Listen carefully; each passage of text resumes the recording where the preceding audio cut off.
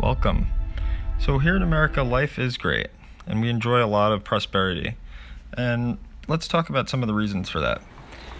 In the early part of the 20th century, consumerism kind of was a product of excessive capitalism and the Industrial Revolution that pushed people to work harder and harder and create more and more, and then ultimately buy more and more stuff.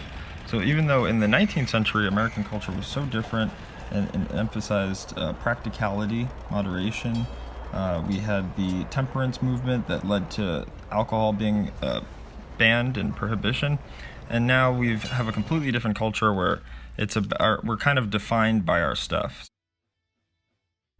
And a lot of this stuff is kind of excessive. So that was a toaster that was made out of crystal, thousands of dollars. This is a $20,000 Scrabble table. This is a shaving razor that costs $30,000. A lot of these items are astronomically expensive. This is an umbrella that's $50,000. So incredibly expensive. These are beyond stuff. We have food. This is a $1,000 sushi meal, $500 burger. And I think we reward celebrities that show off all this kind of excess. We definitely idolize a lot of these kinds of people. Another compounding factor is the effectiveness of commercials. These jingles are so catchy that they end up getting us to buy more, eat more, and do a lot more commercial activity and consumerism than we don't normally would.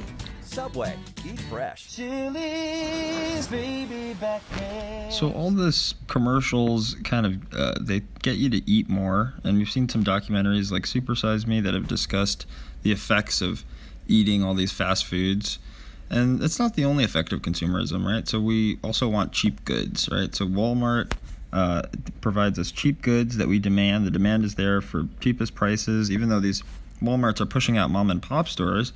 But there's a kind of hidden cost related to all these cheap goods, and we can see from some footage in factories that child labor is still used to produce these toys, and all kinds of clothing and shoes and sneakers are still unfortunately produced by children.